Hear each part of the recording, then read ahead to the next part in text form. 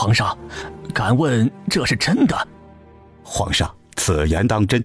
朕是帝王，金口直言，如何会说谎诓骗你们？众臣纷纷上前谏言。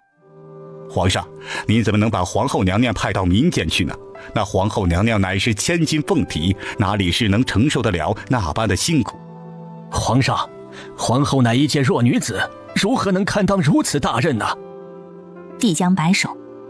皇后不畏艰苦，一心为朕分忧，朕十分怜惜，仍然要成全她一片全权之心。一官员英勇上前，道出大家内心真话。皇上三思啊！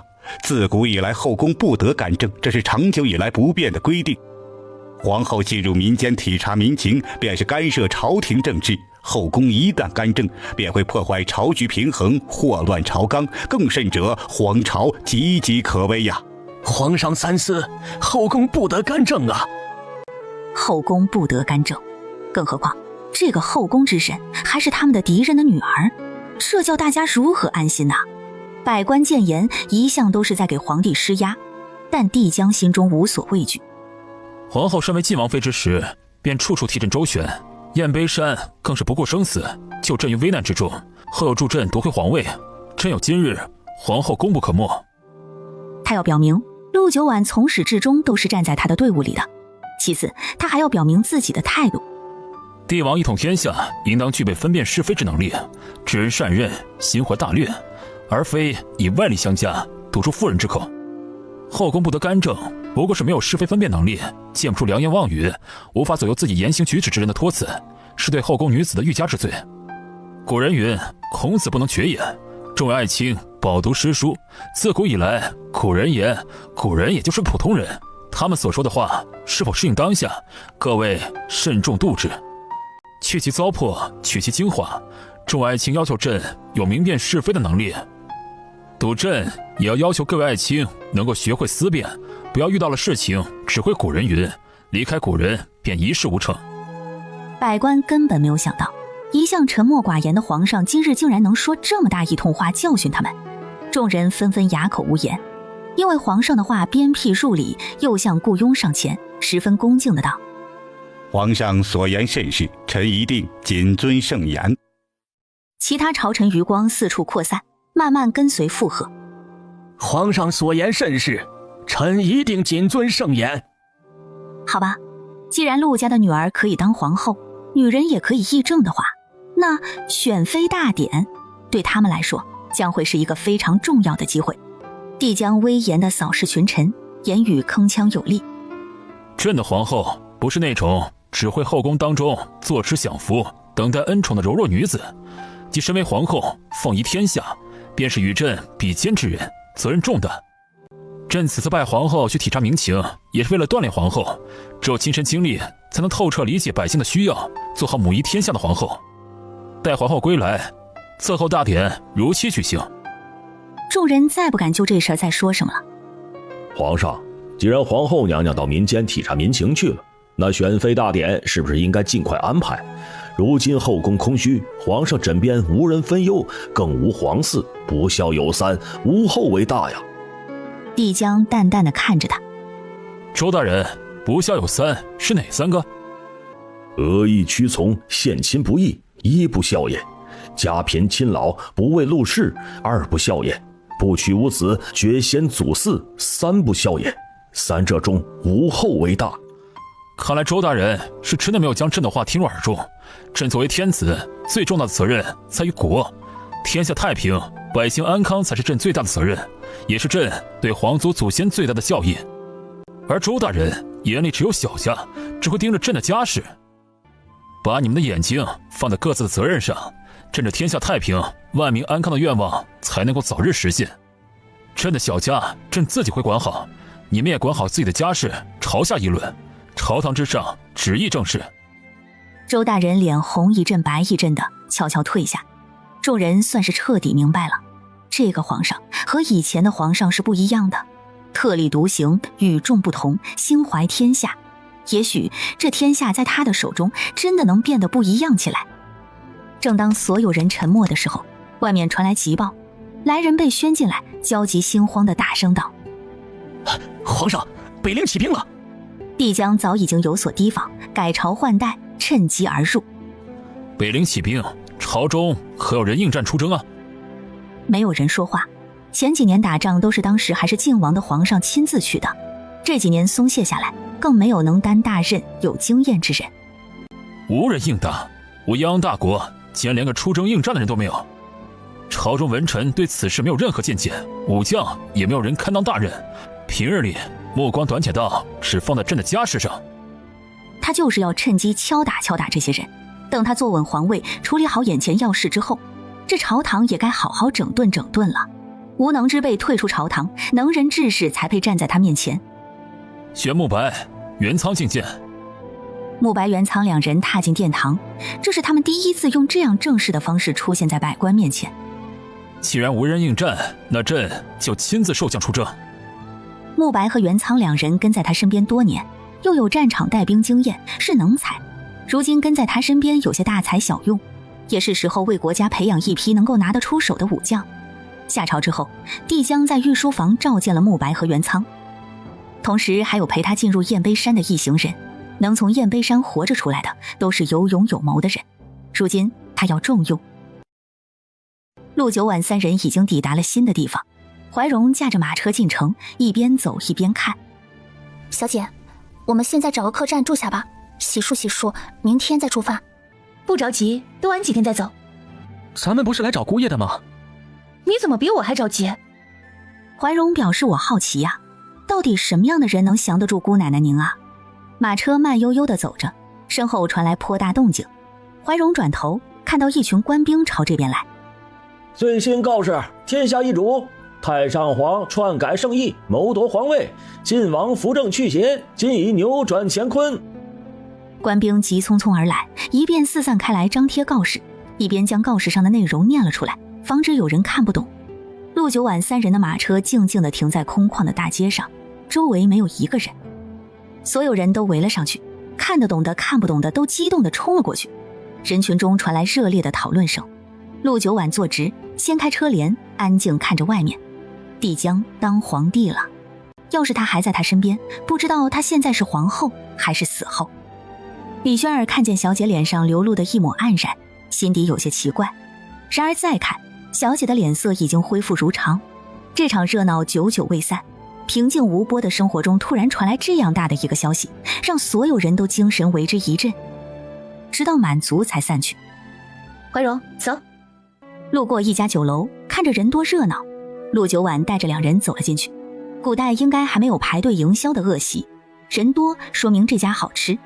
一进去就见有人坐在厅堂后方的高台之上说书。话说呀，那陈玄察觉到女王大人情意绵绵的眼神，波澜不惊的内心竟然像是被人扔了一把小石子，涟漪泛滥。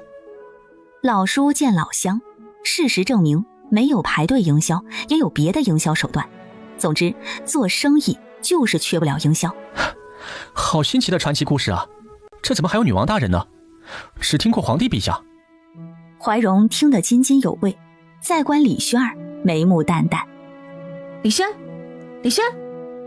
陆九晚喊了两声，都没应，竖着耳朵听故事去了。陆九晚摇了摇头，从袖子里扯出一本书，拍在了李轩儿面前。李轩儿这才回过神，看见小姐傲娇的模样，顺着她的眼神看到面前桌上的书。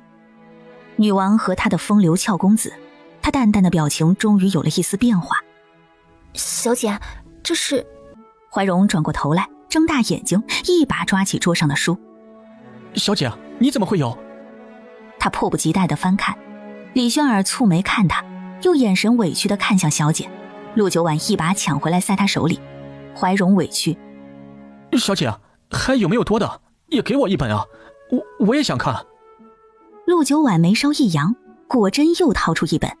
怀荣嘴角咧上天：真的有？小姐，你怎么什么都有啊？你一定会法术，能变出来。这本是一本新书的底稿，你等下吃完饭拿去这里的书肆卖掉。小姐，你怎么会有底稿？难道说这些书都是你写的？他这才将底稿交给他，又摸出一本。先看这本。怀荣彻底惊了，看向小姐的轻飘飘的袖子，震撼地接过书，看见书名又是一惊，死后才知我是王爷的爱而不得。这死了还怎么知道？鬼故事啊！李轩儿抽空看了他捧着的书一眼，继续埋头进自己的书里。这书和他曾经看过的书都不一样，文风、书写格式、遣词用语等等，全都新奇不已。两人看书，菜上来也不理会。陆九婉一个人吃，津津有味。只是吃着吃着，就见对面李轩儿忙合上书放下，淡淡的脸上染了一层红晕，眼神有些不自在，悄悄一抬就对上小姐戏谑的眼神，脸更红了。小姐，这真的是他写的？怎么敢拿出来，甚至还要拿去卖？离开的时候，李轩儿将书藏进袖子里，怀荣将书放进怀里，在此处停留了3天。三人把能吃的都吃遍了，拿到了新书才离开。时隔2天，帝江收到一本新书《王妃狂媚撩人，禁欲王爷蚀骨销魂》。帝江心想，不用看内容，光看书名就知道是谁写的，还写上自传了。人呢？属下找到邺城的时候，人已经离开了。去找，跟上，别砸到金蛇。他不亲自去，没人能把他带回来。但是他现在没有时间。帝江看了看旁边堆积的公物，又看了看一旁的书，将公物推到一边。他就给他半个时辰，倒是要瞧瞧里面怎么个狂媚撩人，又怎么个蚀骨销魂法。已是夜深人静，御书房灯火通明，明公公伺候在一旁，瞌睡都快打到地上去了。皇上到底在看什么？看得这么津津有味，不知疲倦，一动不动的。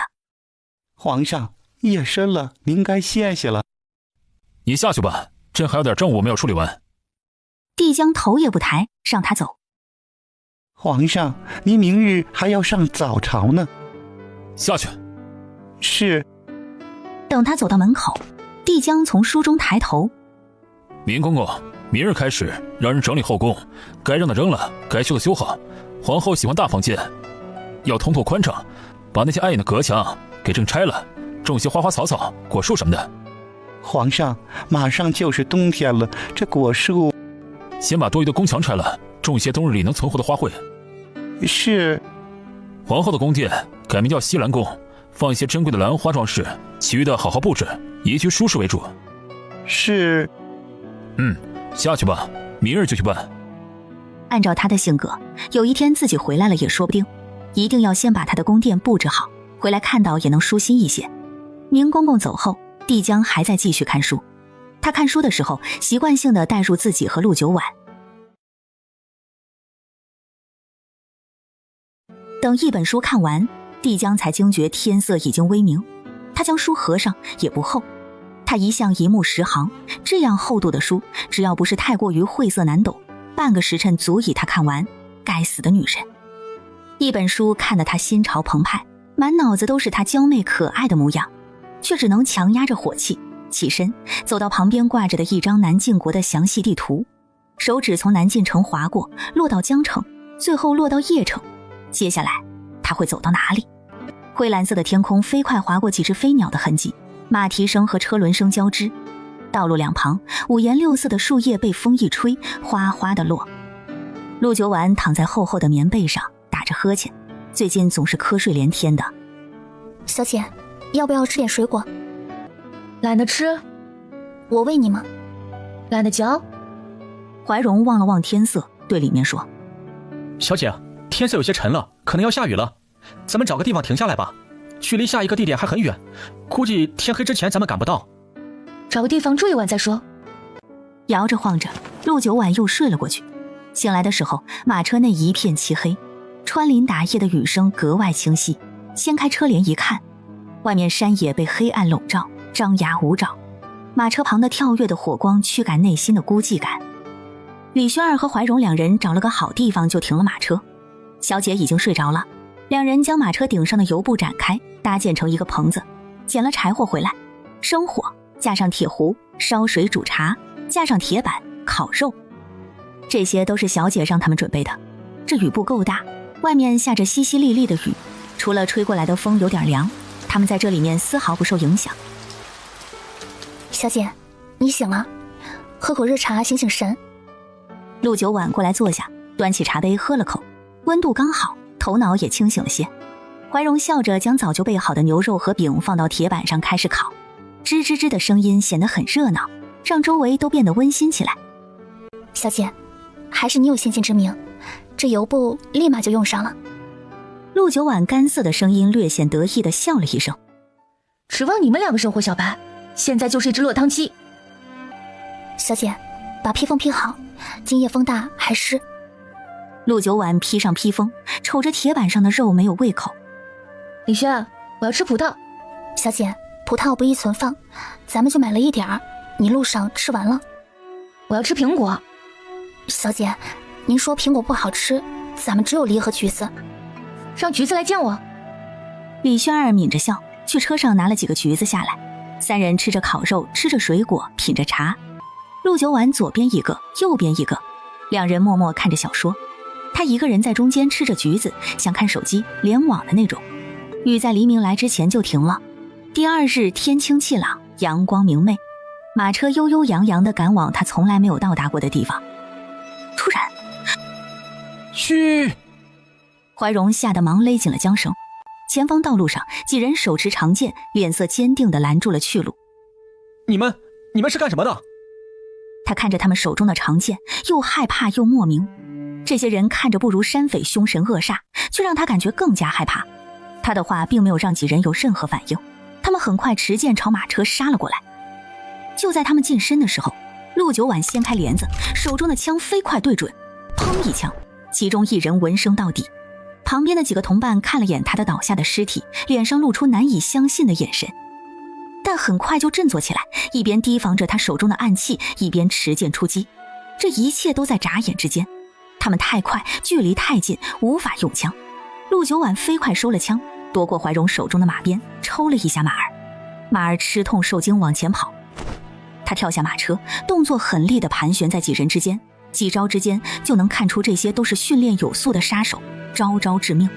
和山匪不一样，他们动作迅猛敏捷，招式熟练，杀气十足。近身作战，他很难找到机会开枪。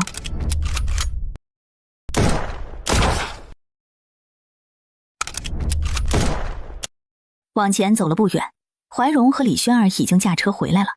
陆九婉满意的等在原地。小姐，你没事吧？小姐，有没有伤着？没事，上车吧，赶紧赶路。我今晚不想露宿山野了。杀了神，他感觉身上有血腥味儿，想着有点作呕。车上，怀荣谨慎地驾驶着马车。小姐，那些人是谁啊？为什么拦住我们？不知道。会不会是上次的山匪，有外出不着窝的，回去发现被灭了门，来寻仇了？不是，山匪一个个像250似的，这些人精明灵活，是专业的杀手。250是什么？怀荣不解，陆九婉也懒得解释。梅城，一座热闹繁华的城。进入城内，拥挤在人群中，感受到浓浓的生活的气息。找了家最好的客栈住下，一路坐了4、5天马车，又遇到杀手，三人都累了。深夜，陆九婉虚地睁开眼睛，深吸一口气。还有完没完？他坐起身，手中出现一把枪，装了消音器，仔细聆听声音。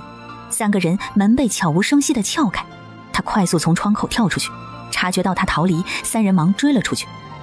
前后不过半个时辰，陆九婉原地返回，换了身衣服继续睡。第2日，3人出门吃早饭逛街，就听见大家一边做生意一边激动地讨论着。听说昨晚大街上死了3个人，没人认领，也没人报官。啊，3个，这么多，这是做什么死了？谁知道呢？听说死的蹊跷，每个人眉心一点红，其他伤口都没有。李轩儿和怀荣2人同时看向陆九婉，怀荣压低声音：“小姐，昨夜又有杀手。”陆九婉淡淡的，一点不在乎的样子。李轩儿眉头紧蹙，心情沉重。小姐，这样的事情还会再发生吗？到底是谁一定要杀你呢？陆九婉昨夜只想着赶紧回来睡觉，快速崩了3人，没问，就算问也是浪费精力。他也不知道还会不会有人来，但是有点烦，就像被苍蝇缠上了，一直在耳边嗡嗡嗡的。他也没招谁惹谁呀。难道是帝江？陆九婉回想2人的相处也算很愉快的呀，他人品也没那么差劲啊。那不是他还会是谁？算了，不想了。三人悠闲地用了早膳，怀荣手里提满了各种吃的用的。绕了一圈回客栈，途经一户，门前一棵高大粗壮的桂花树正开得繁盛，香飘10里。李轩儿仰头，嘴角挂着淡淡的笑意，好漂亮啊，好香。他侧头见小姐在作呕。小姐，你没事吧？怀荣抱着东西忙上前2步。小姐怎么了？我靠，这花太他妈臭了！桂花家主人斜眼看着三人离去的背影。你才臭，你才臭！回到客栈，陆九婉还在呕。怀荣放下东西忙过来。小姐，你没事吧？都离桂花那么远了，怎么还在呕啊？你不是大夫吗？快给小姐看看啊！小姐，我帮你把把脉。陆九婉哕着嘴说。那是桂花过敏，估计是。李轩儿看他时不时呕一下，担心死了，将他的手抬起来。小姐，大夫就在你面前，赶紧瞧瞧再说。见小姐没有收回手，怀荣忙将小姐的衣袖往外拉了拉，隔着衣服搭上脉。李轩儿一直看着他，等着他的回复。片刻之后，只见他的脸色瞬间一变，满脸震惊。怎么了？这个表情？陆九婉瞬间不悦了，紧盯着他，不要告诉他，他命不久矣。小姐，喜脉，你有孕了？啊？我怀孕了？怎么可能？我是穿越严选之身啊，不孕不育，1年来1次姨妈的天选之身啊。他眉头一松，想到曾经被帝江压着喝过的那1碗碗药，还是不信。陆九婉将手腕露出来，用右手给左手把脉，半晌之后又用左手给右手把脉。有什么区别？怎么把出来我有娃娃的？小姐，常人的脉象是均匀跳动的，而喜脉是平滑流畅的。您就算要比较，应该和轩儿比，而不是拿左手和右手比。不用罢了。肯定怀了，脑子告诉他的，怀了。陆九婉觉得匪夷所思，不可置信。这小肚皮平平的，里面能装一个娃娃，到时候还要慢慢膨胀变大。小姐，你干什么呀？不能拍啊！陆九婉收了手，无语凝噎。好色的女人果然坏事。好了，搞怀孕了吧？这回要么吃流产的苦，要么吃生孩子的苦。流产就痛苦一时，生孩子生完还要养，养了还要教，教了还不一定教好。女人怎么那么倒霉？这些事情凭什么男人不能分担一点啊？怀孕要女人怀，生孩子也要女人生。这人类世界还没有企鹅世界科学。怀柔，能整点悄无声息，不让身体发现就能把胎流掉的药吗？苦点也行。一句话将怀荣和李轩儿又惊得半死。小姐，你别乱说呀，这孩子好好的，怎么能流掉呢？姑爷要是知道了，该如何上心啊？小姐，我就是个庸医，只会配养胎的药。说是一个人讨厌另一个人，得知自己怀了那人的孩子，定然是满脸痛苦和厌恶的。小姐的反应除了不相信自己怀孕之外，没有流露出任何类似的神情，可见小姐并不讨厌姑爷，这他哪能答应小姐胡来？三个人手足无措地坐在一起，默默无言。陆九婉是因为不知道该怎么办，李轩儿则是深感责任重大，他还没有学会好好伺候小姐，就得学会好好伺候一个怀孕的小姐。怀荣则是想着，他是不是掌握了足够好的医术，来保证小姐从怀孕到生产能够顺顺利利的。又想着，他是不是掌握了给婴孩看病的能力，他一定要抓紧时间好好研习医术。突然他想到什么。小姐，您真的是出来找姑爷的吗？怎么感觉你才是那个需要姑爷找的人啊？怀孕不足2个月，和姑爷分开也不久。见小姐不搭理他，他和李轩儿对视一眼，越发肯定了这个想法。从这一刻开始，两人的神经就紧绷起来。小姐大大咧咧的，他们得随时提醒小姐要注意。小姐，您别走太快。我就上个茅房，还能边走边上，能走多快？啊，小姐别动，我来，小心动了胎气。我就倒杯水，这胎气这么好动？晚上用膳的时候，李轩儿不让他动筷子。怀荣，你快看看桌上哪个是小姐不能吃的，端走。只要不是毒药，什么东西我不能吃，我都能吃。小孩还不能吃，这么娇贵，惯的他。李轩儿好好的清冷大小姐，这会儿像个操心的老嬷嬷。她感觉自己真正开始慢慢成长了，轻言细语的劝说：小姐，孩子还没成型，要特别注意才行。小姐只要不吃一些活血化瘀和凉性的食物，就没有什么问题的。这些菜都能吃，没有加助产的东西。我都还没说要不要留他呢。用过晚膳，陆九婉一直在发呆。生，不生，生，不生。夜里，你跟着我做什么？我想跟你回家。我没家。你有家。我没有。你有。我没有。我带你去找。说着他朝前走，陆九婉下意识跟上，眼前也只有这一条路可走。结果终于到了，他抬头一看，皇宫。陆九婉吓醒了，他睁着眼看着屋顶，梦里的一切清晰又魔幻。进来。李轩儿进来伺候他更衣洗漱。小姐，女子怀孕头3月最关键，咱们还是先别走了，就在这里安心养胎吧。马车颠簸，容易伤到胎气。回想小姐竟然还和那群杀手打打杀杀的，他就心惊。既然决定留下孩子，陆九婉本也没有目的地要去。用了早膳去看看房，买个好点的宅子住下吧。李轩儿高兴了。好。3人在牙行负责人的带领下看了1天的宅子，陆九婉一一都否定了。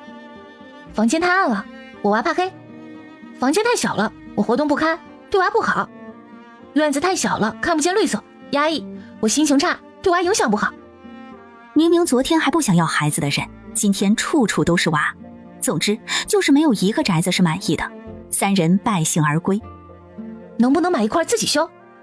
小姐，好像是有限制的，你没有户籍，就算有户籍，户籍上只有你一个人，也只会批1亩地给你。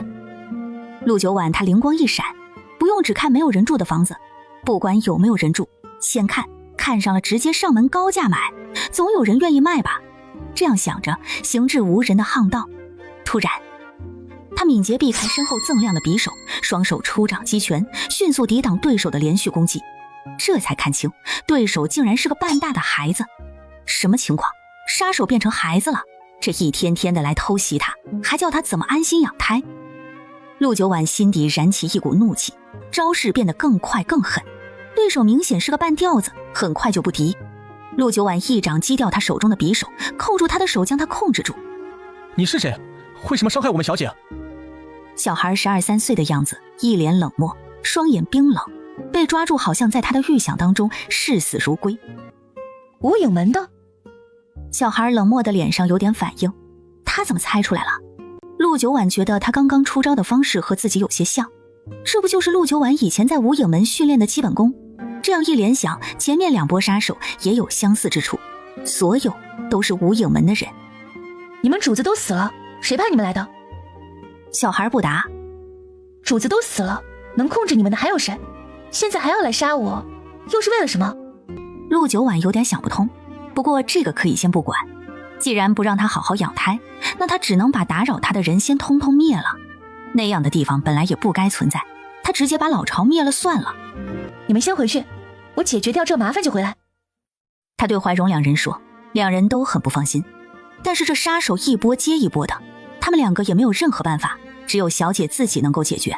陆九婉将人带到更加偏僻的地方。带我去无影门，我可以饶你一条命。饶他一命，并没有让小孩多动心，只是也开了口。我不知道。陆九婉不信，这个年纪的杀手应该还是在无影门的训练基地里，只有最终训练全部过关的人，才会被蒙着眼送出无影门，派遣到各处据点执行任务。他一定是直接从无影门出来的。而无影门既然连孩子都派出来了，说明里面的管理层已经崩塌，没有人再严密地执行保密任务了。所以这小孩很可能趁机记住了出路。现在无影门已经没几个人了，内部大乱，是最好逃离的时候。你确定要等他们内部重新被组织起来，换新主人，然后继续留在里面训练，长大当杀手？我们没有别的选择。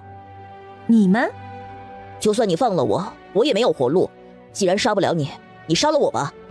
因为是新骨。既然知道，何必多问？我是谁，你应该知道吧？小孩摇头，只看了他的画像，知道大概位置，一路找来终于找到，只是有些好奇他知道世心谷。连我都不知道，我是你师姐。小孩震惊地看向他，师姐，你背叛了无影门。区无影门。对小孩来说，无影门就是地狱一般强大又恐怖的存在，就算现在里面大乱，也不是他有能力背叛的。他竟然说区。你有解药？小解药。你带我去无影门，我给你解药。好。山长水阔，群峰林立，隐秘的云雾缭绕在山峦之间。陆九婉跟随小孩辗转2天，终于抵达目的地无影门。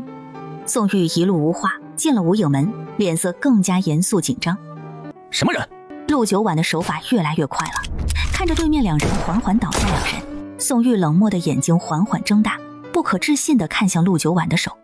陆九婉没空注意他，在这幽静的地方，枪声一定会将其他的人吸引出来。陆九婉一路往上，沿途袭击，枪法又快又准又狠。她现在怀孕，所以更加谨慎，绝对不能给对手反应的机会，不想近身搏斗。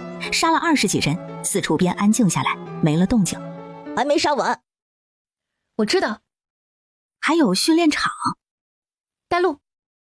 那些站在瞭望台上的教员看着场中互相搏杀的孩子，就像看斗兽场里的野兽一样，没有一丝怜悯和人性。陆九婉静静站在场边上，脑海中属于陆九婉的记忆被一一唤醒。曾经的恐惧、害怕、伤痛和绝望在眼前淋漓尽致的重现。半年一期的生死决斗现场，每个场中只有1半的人能存活下来。在看到地上的尸体时，一滴不属于他的眼泪迅速凝结，掉出眼眶。宋玉惊诧地盯着地上掉落的泪水，缓缓抬头仰望着他。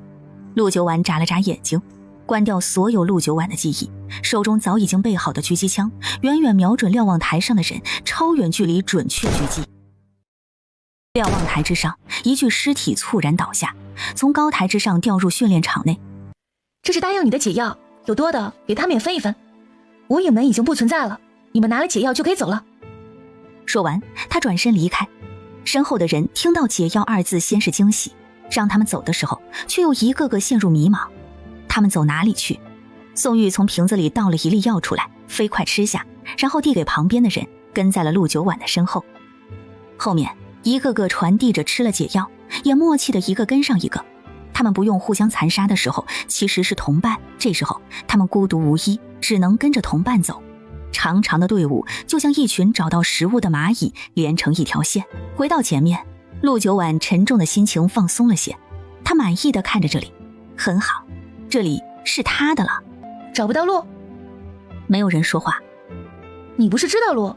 出去的时候把他们带上。你要留在这里？这里现在归我了。这些尸体你一个人要搬到什么时候啊？陆九婉挑眉，却见宋玉转身对一群孩子说，把尸体抬下来烧了。别烧，扔后山去。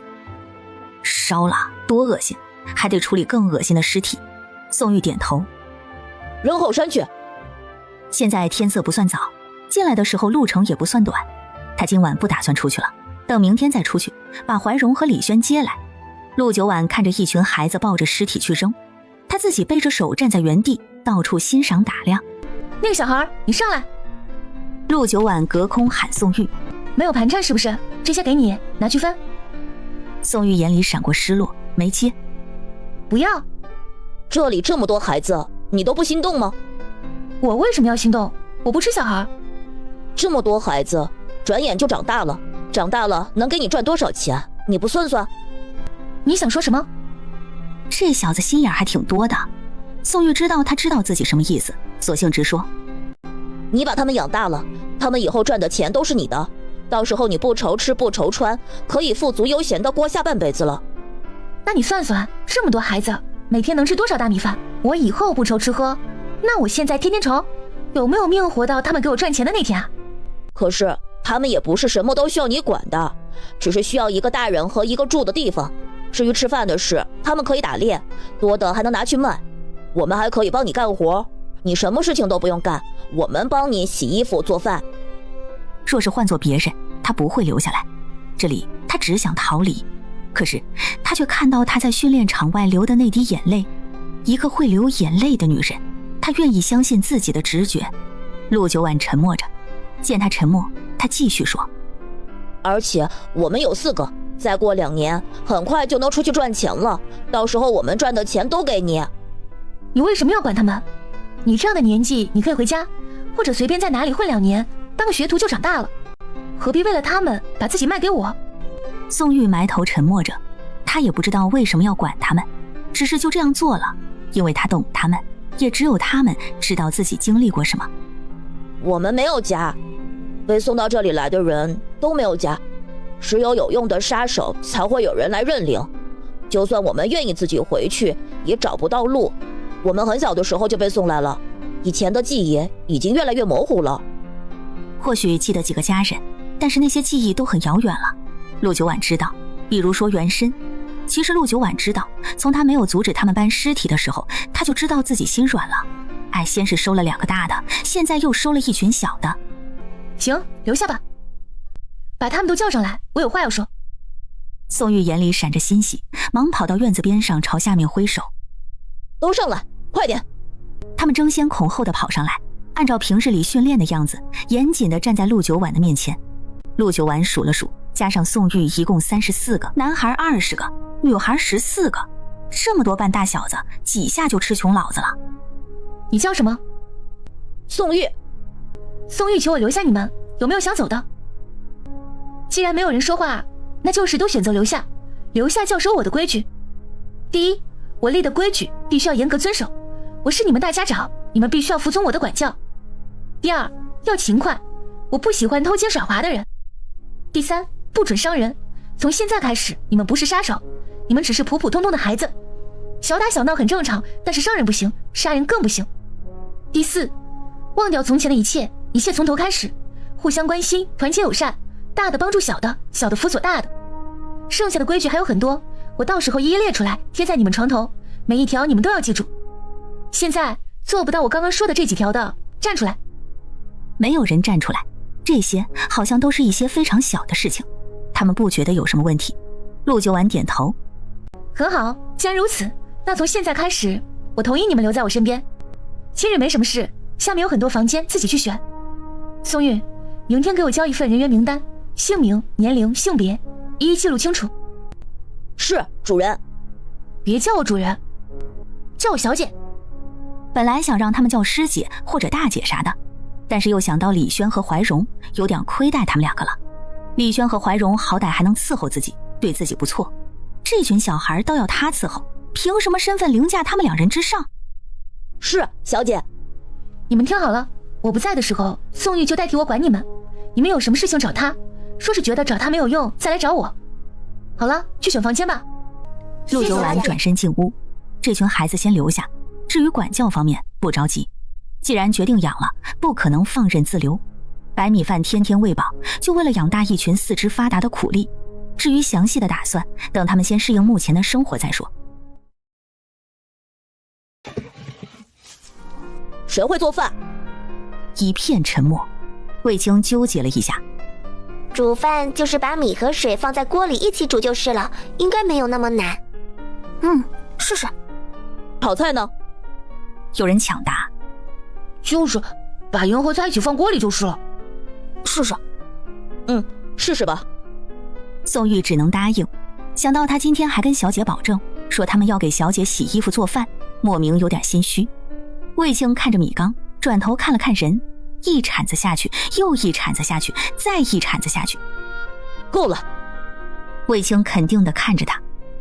我数了34个人，一人一铲。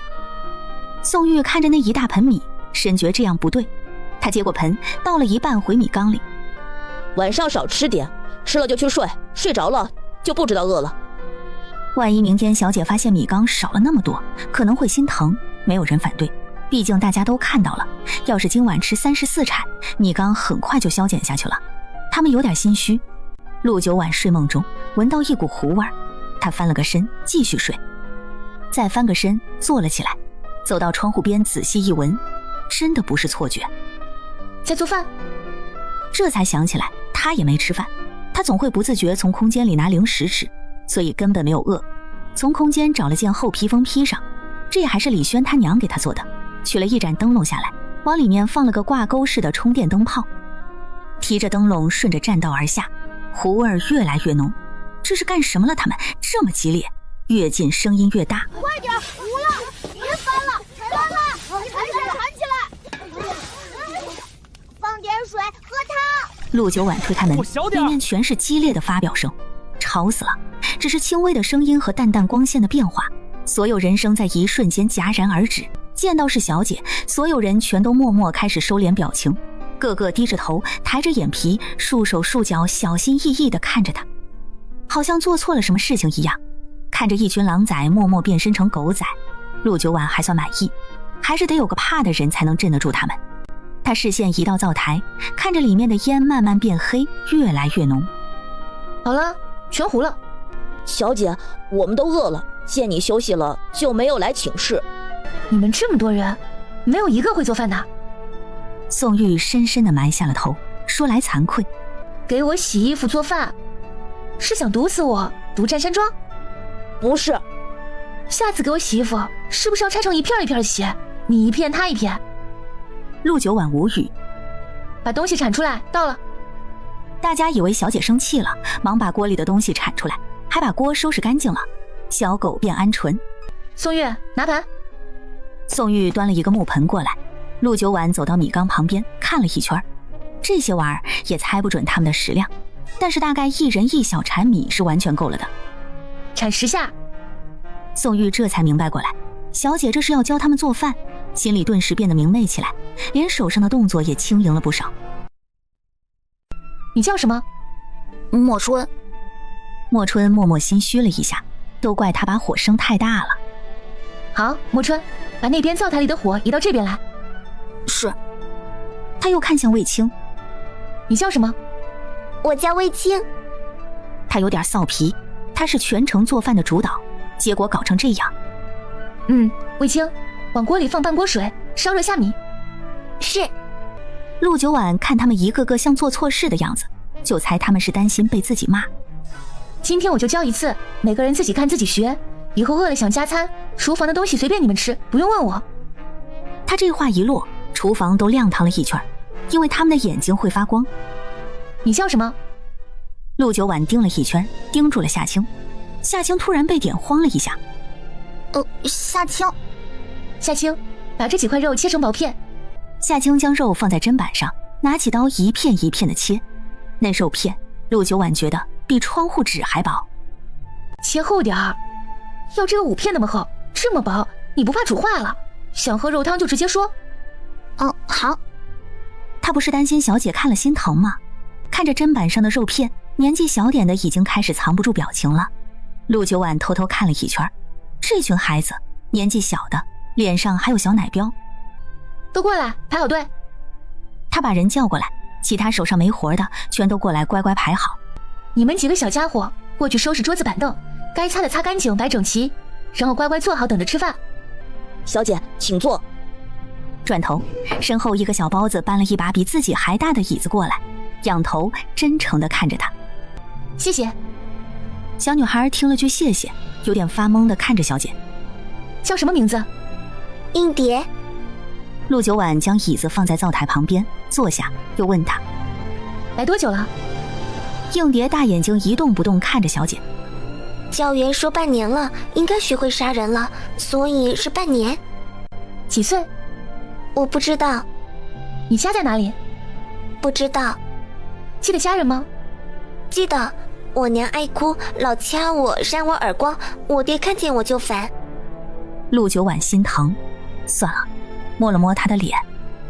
去吧，乖乖坐好。是。英蝶哒哒哒跑回去，和一群同龄小孩坐在长桌前，乖巧安静地看着这边。宋玉，看一下，米粒完全泡胀了，就可以把米汤盛出来。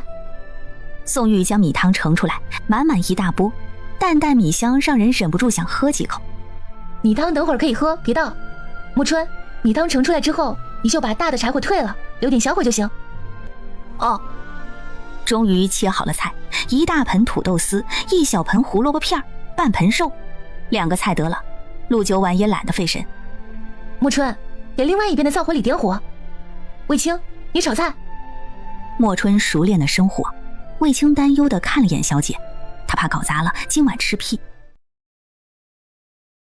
算了，我炒一个，你们给我看着，好好学，学不会就饿死你们。小姐不是说她是我的师姐，怎么连这些都会？教员不教这个。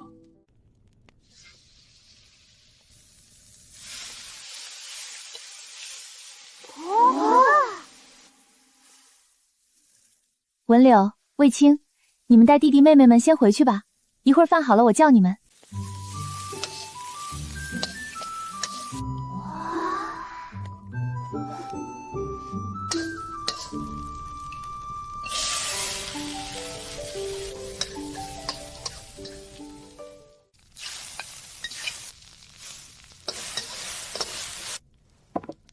卫青，炒土豆丝儿，不用洗放锅，直接放油。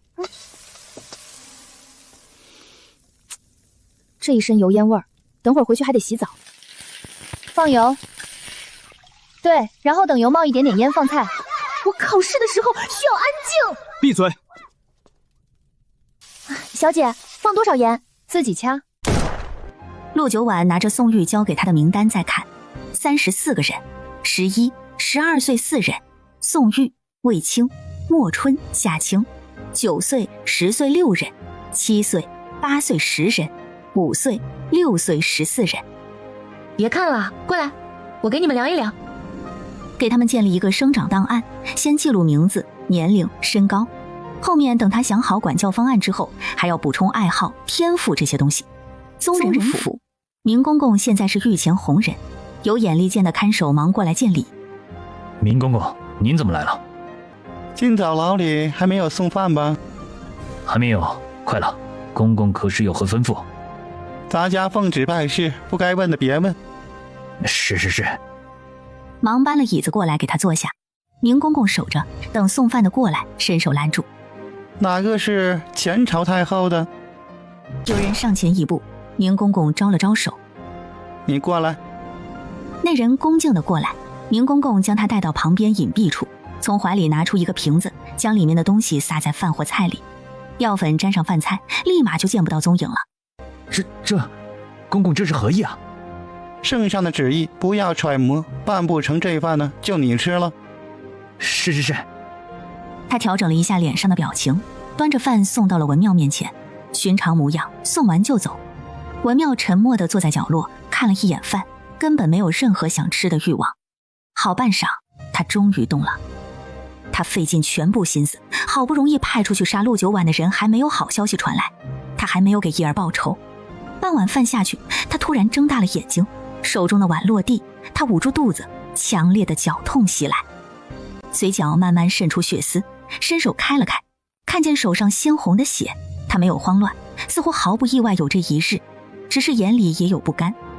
宫内，帝江刚看完从边关传来的密信和地图以及详细的作战信息，然后就看到明公公已经进来。什么事？皇上，人除了。随便埋了。能死得这么轻易，已经是他给他最大的体面了。是。下去吧。明公公下去关了门，帝江仰头靠在椅背上。这段时间他处理了积压许久的政事，也发现了许多问题，这些问题他还需要一一去解决。皇位其实他并不稀罕，坐在这把龙椅上要承担的东西太多。他的视线落到笔筒里，一只兰花簪静静立在里面。陆九婉，你什么时候回来？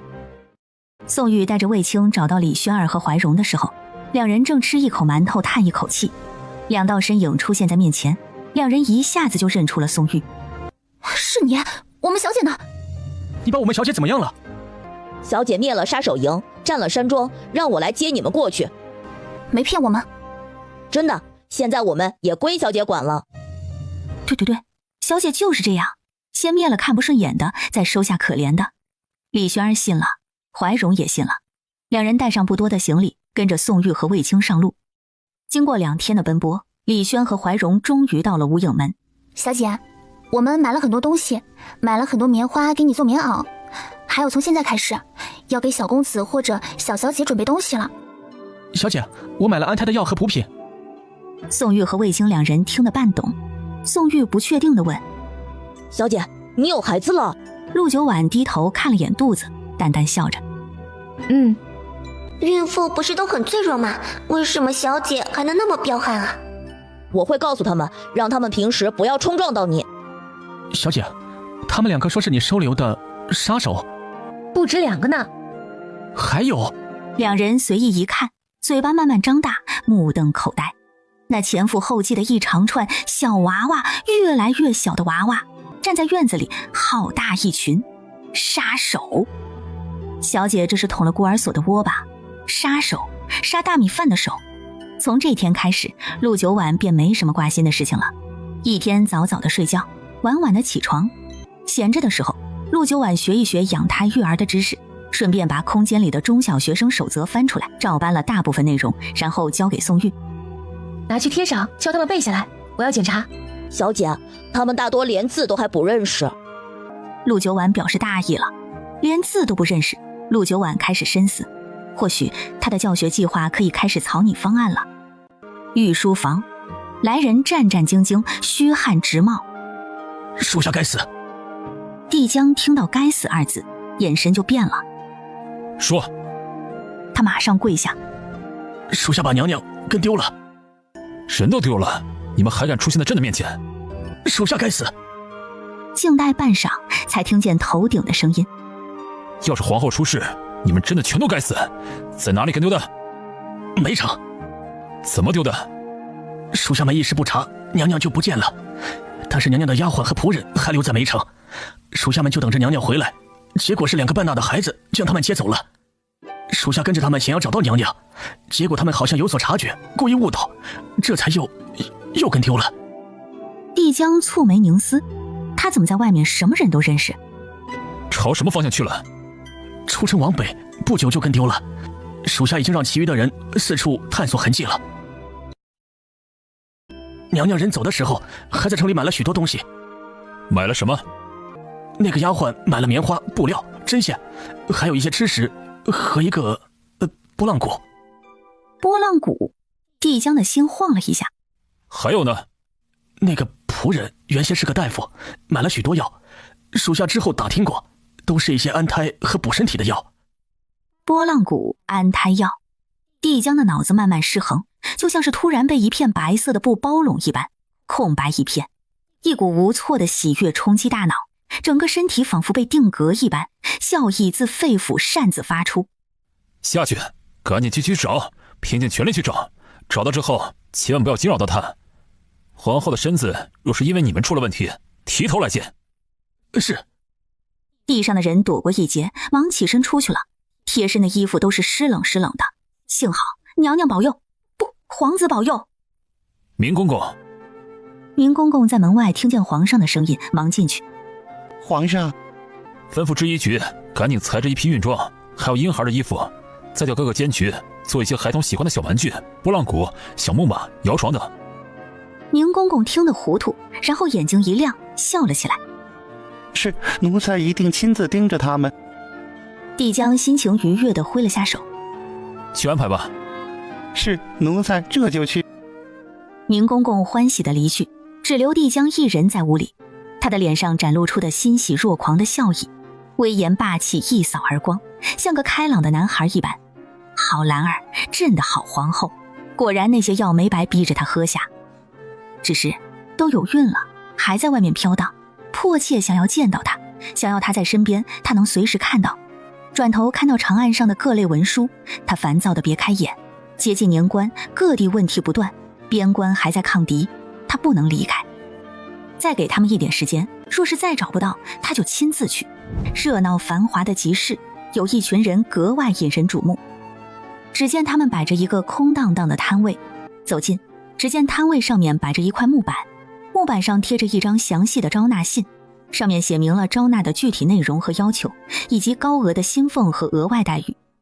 文学先生1名，术数先生1名，琴师、画师先生各1名，工匠师傅1名，家厨2名，高级家厨1名，上3休1。必要者可携带最多2名家属随同，女先生优先考量，特殊才能者可自荐。特别说明，若是有人能介绍合适的人来面试，成功者或丰厚赏金。这么高的薪禄，一年抵别人3-5年了，恐怕不是做简单的活，是不是蒙骗大家的？可别大户人家了，大户人家也没有这么高的薪俸啊，这定然是才定居在咱们凉风城的新贵。女先生，第一次听到女先生这个词儿，女子也能当先生吗？众人心头一激，好像被什么东西敲了一下。女先生成何体统啊？女子哪有抛头露面的？这不成体统啊？谁家这么不讲究啊？敢问这是招得上门的私塾先生？是，一旦考验通过被选中，入住主家受教，享受高额薪俸和超长年假，还有超多福利等你哦。心动，疯狂心动！这么好的营生活计，普天之下哪有啊？李轩，先把报名的人员名单记下来，人太多了，要是明晚有时遇风楼应试，多留一点宣传的时间。很多有能力之人哪可能随时在大街上瞎逛？哎，好。第一轮测试文学、算术和作画能力，按照已经分配好的位置，让他们进去作答。整个酒楼已经根据名单提前布置好了，文学和算术的应试地点房间内，每个房间1人刚好够用。画师应试在2楼，走廊上摆了长桌和作画工具。然后让应试木匠的人来我这儿一一面试。厨师那边让他们分批备菜，除了名单上的菜，还要有一道自选的拿手菜，做好让做菜的人直接端上来，由我和旁边酒楼几位厨师掌柜试吃投票。哦，我有1票否决权。最后来给参选情诗先生的人发放路费，说已经找到人了。3人各自负责相关的事情。陆九婉不懂古代怎么选拔教师的，他身为现代人，有自己的一套。周丽娘，应试文学先生。乍听这个名字，所有人都朝着门口看去。只见一个身量高挑、模样大气端庄的女子不卑不亢地走了进来，顿时外面议论纷纷。这周丽娘还真的来了，听说有人去看到她登基，不想还真的来了。女子居然也能来当应试先生，闻所未闻啊！这以后恐怕要变天了，女子都能出来抛头露面了。我倒是觉得这也不错，多少闺阁女子才情并不浅，只是无人知。唉，从来才女果实稠，错遇编著万湖舟。陆九婉倒是颇感兴趣地看过来，这女子眼中没有丝毫畏缩之意，颇有点女中豪杰的豪迈气质。人进来完了，考试正式开始。不少人一脸自信地走进来，觉得这份工作非他莫属。然而应试文学的人走进考试房间，激动地坐下准备答题，却在看清试卷的时候傻眼了，愣住了，无从作答，无从下笔。桌上的是试卷。是。哪有这样出考题的？根本不符合规矩，简直是儿戏。你们若是实在找不到人，可以请我们这些有资历的人帮助，岂可胡来？并非胡来，这就是我们招纳的尺寸。说你不愿意作答，可以离开。这人本就生气，因为这一切和他预想中有很大差别，这会儿竟然叫他走，更觉恼怒，想甩袖子走人，却又舍不得那么高的薪俸，犹豫了半晌，憋闷着又坐回去开始作答。陆九婉朝李轩儿招招手，刚刚那个人直接不予录用，记录下来。是。而算术的各个房间内，大家的反应有过之而无不及。这套题陆九婉出来之后，叫李轩儿做过，他也很头疼，但还是认真的答完了。陆九婉一直记得他娘说过的话，他的算术很厉害。但是从答案的结果来看，他只能备选。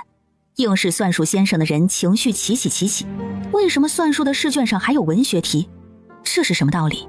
拿错试卷了吧？中间的还好说，无非就是题目新颖了些。但是最后的一道现学现答的题又是什么？那些图案到底是什么东西？一个圈、一条杠、半个圈的，多数人都心浮气躁起来，见鬼了。厨房是最正常的，就是做菜，然后是木匠。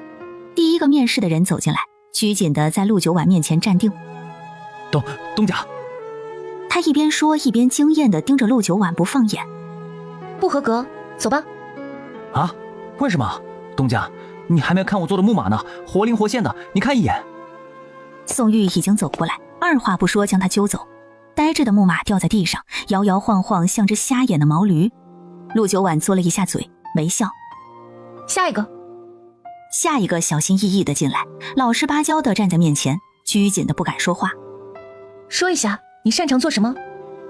他嘴巴微张，仰头欲说点什么，却一直卡顿在半空。陆九婉等了半天，下一个。太迟钝了，这种听不懂指令，用着不利索。下一个进来，大方得体的展示做的妆莲盒。小姐，您看，这上层可以放置一些耳坠，中间这个长的用来放置这发簪是最是合适的，下面这层放胭脂水粉。陆九婉好生打量了一番，这个放发簪的盒子太深又窄，不好拿取。怎么不好拿取嘞？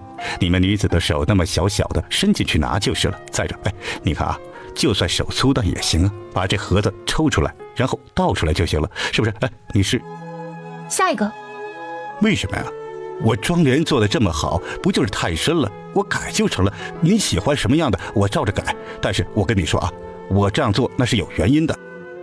下一个进来的时候格外与众不同，只见他扛着一张长案，轻轻放下，拱手问好：“小姐，这是我做的茶案，请您过目。”陆九婉站起身来，走到案几旁，案几似乎刚做好，还未上色，上手却仍然光滑，推了推，案几很稳很结实，4个桌角竟然还有简单的祥云雕刻。怎么会想着扛一张桌子来？木匠老乔微垂着头，老实回答：“我看招纳信息上面写着是招纳先生，我寻思小姐或许需要做一些案桌或者修理这类的工具，我便连夜开始赶制，到现在刚好完工。”只会做桌子？会做各种的桌椅、门窗、家具，有些东西只要有个样子，我也能试着做一做。他说着，从怀里掏出来一个小小的玩具，递给陆九婉。这是我做的一个小玩意儿。陆九婉接过，一匹飞奔的马，形态逼真灵动，身姿矫健。我要是同意用你的话，需要入住我家工作，你能行吗？我看招纳信上写着可以带2名家属，我想带着我的娘子和孩子一起去。可以，你孩子多大了？我需要见一见他们2个。麻烦请不要。老乔心情突然有些低沉，然后点了点头。好，我去带他们来见小姐。木匠的事情暂时解决了，